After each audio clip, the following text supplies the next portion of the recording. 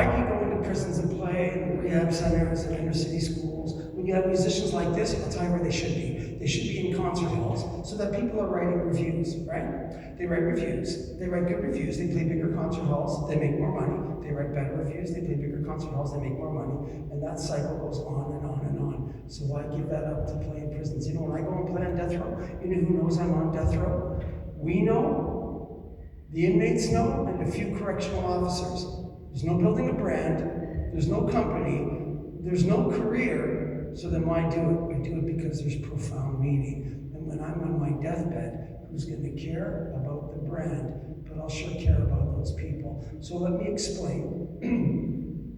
I do it for 3 reasons. Number 1, because I believe in them. Every religion has some form of what you do for the least, you do for the divine.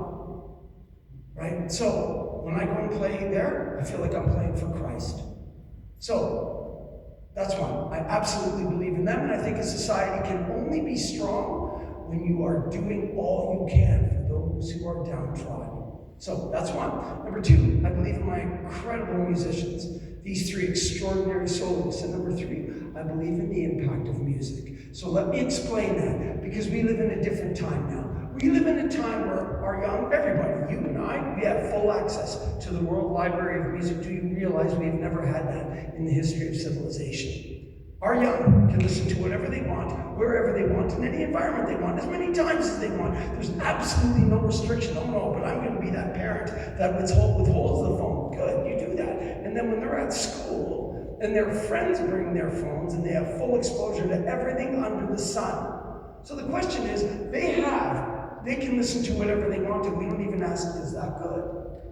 So we just sort of let the music gods throw all kinds of music at our young people, and they just listen to it. And then we come up with sayings like, oh, well, beauty's in the eye of the beholder, which has absolutely no meaning whatsoever, other than just let them listen to whatever they want to listen to.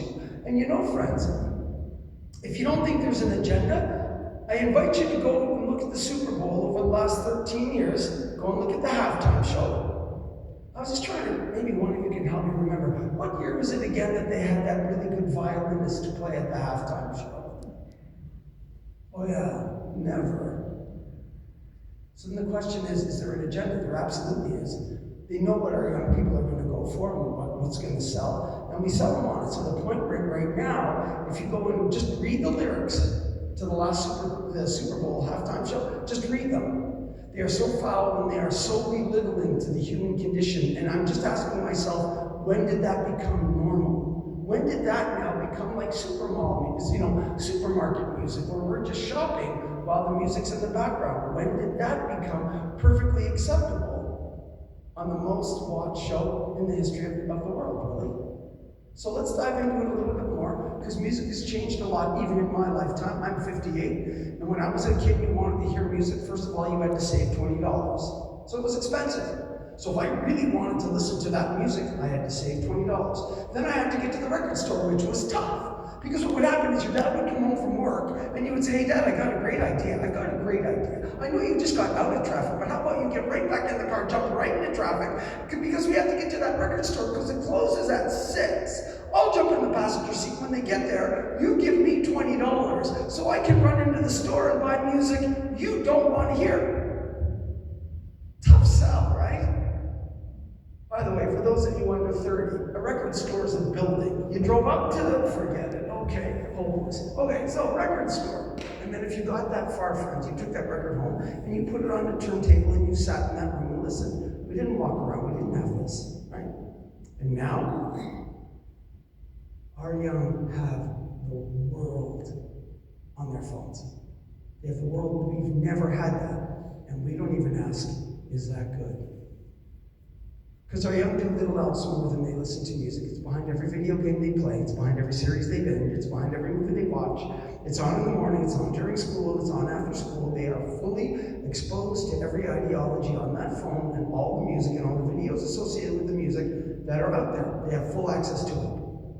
So the question is that good? Because last year, the most famous piece of music, the most awarded piece of music, the most listened to piece of music, the most celebrated piece of music, so vulgar, I won't even repeat the title. Now, friends, I played death row. That language does not scare me, but it absolutely belittles me, and it belittles my musicians, and it belittles you. And in a society where we're struggling for hope, why would I introduce anything at all that would in any way belittle humanity? I'm not going to do it. Yet, I play as many schools as possible because I think those kids are better off hearing that young man on the cello and hearing that young lady on the violin. So like this morning, I try to get into the schools to play for them. 2 third-grade girls came up to me one day and they said, "Can we help you tear it down?" I said, "You bet." And before we started showing them about chords and all this stuff, I said, "Ladies, do you know what song I was referring to? Because I'll never mention the title of that song." I didn't even have the question out of my mouth, and those girls had that answer in my face. And then you know what they did? They held hands, they started bopping, and they sang the whole song. Full vulgarity, right there. And you think, oh, well, that's funny, that's kind of cute actually, because here these little girls, they don't even know what they're singing, and they're singing the vulgarity. That's kind of funny. That's one way to look at it. Here's another way. Do you know why they know all the words to those songs? It's because they've heard it over and over and over and over. I'm not talking about kids. I'm talking about your children and your grandchildren, my children and my grandchild. That's what I'm talking about. They've heard it over and over again. That's not funny.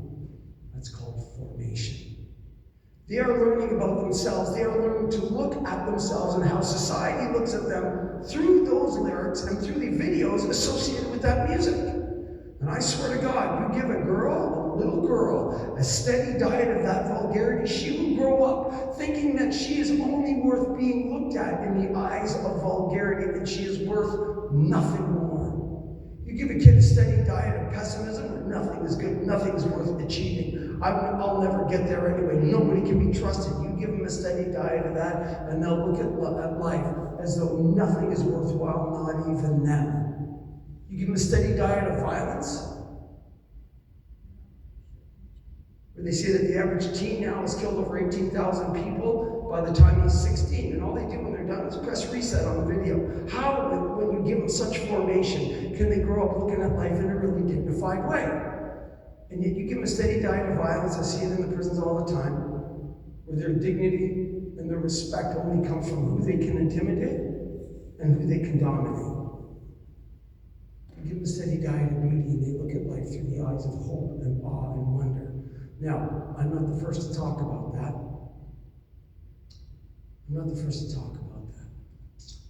Let's talk about what some of the greatest thinkers in history have said. Confucius, thousands of years ago, said the following: if you want to know the morality of a nation, let me hear the music. He didn't say, let me talk to the smart people, let me read the textbooks.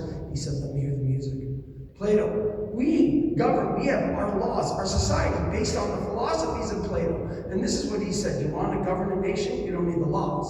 I'm thinking, what are you, a madman? Of course you need the laws. He said, no. All you need is the music. You have the music, you have their hearts. Plato also said music is a moral law. He didn't say whatever you like. He didn't say beauty's in the eye of the beholder. He didn't say, yeah, whatever the music world throws at you, just listen to it. He didn't say that. Music is a moral law. He felt it affected the individual so much. He said music is a moral law. It gives soul to the universe. It's not just being poetic. Soul to the universe. Wings to the mind. Flight to the imagination, and charm and gaiety to life and to everything. It's amazing. I agree with them. You know how much I agree with them? I threw my life at it. People say, oh, Eric, that's nice. You go into prisons and you entertain them for an hour. The last thing I'm going to leave my little family for is going to entertain anybody. I think music is one of the most powerful weapons used for good or ill that we have in our society. But of all those stories, of the most impactful story I've ever encountered in my own life in these prisons, I was playing for 300 15-year-old boys that were tried and convicted as adults. They were all going down, they were all going away for 30 plus years. What does a 15-year-old kid know about 30 years? They cannot have a concept of what 30 years is. And the leader in the room was right in the front row. And friends, at the end of the show, this boy stood up and And he said, "Can I play that violin?" And he reached out his hand. He knew he couldn't play it. I can't play it. I don't even know how to hold it. But he so badly wanted to have an encounter with this thing that moved him so much. I said, "Friend, I would love that." In my mind, you know what I'm thinking? Boy, do I ever wish 10 years ago when you were 5, somebody put that violin in your hand. That's what I'm thinking. And he said, "Can I hear that violin alone?" She stood up and she played, and the boy put his hand over his heart, threw his head back, and he started to weep. Now, when you're 15, you're not even supposed to admit that you like the violin, let alone weep at the violin. And here he is in front of his peers, not afraid to weep. And he said, "That violin's the most beautiful thing I've ever heard. Why have I never heard it before?" You know why he's never heard it before? Because we as the adults don't understand the impact of beauty anymore. We don't understand what these philosophers have said. If we did, we would be bathing this kid in music, in beauty and in beautiful music and beautiful art. That's what we would be doing. That boy was educated in America. I said to him, "You haven't heard it before because I didn't bother coming in before. I'm part of the problem. I want to be part of the solution." That boy knows everything about rap, hip-hop, heavy metal, screamo metal, punk rock, acid rock, alternative rock, grunge rock, country. He knows it all. He knows nothing about beauty that elevates him. So friends, when I'm on my deathbed, you think I'm going to care about my brand, but I'll sure care about that kid. I'll give up 1,000,000 brands to play for that kid. So friends, I want to entertain you tonight. Far more than that. I want to write music that brings hope and brings joy and brings inspiration. This next piece, friends, is a sung piece, but there's no words. I wanted to write a piece of music that showed the beauty of the human voice without distraction, so there's no words. The main themes are passed between our singer and our violinist, but there's a lot of great counter melodies in the cello. So just go back and forth, the singer, the violin, the cello, and just listen to them, the whole piece. This piece is called Promise.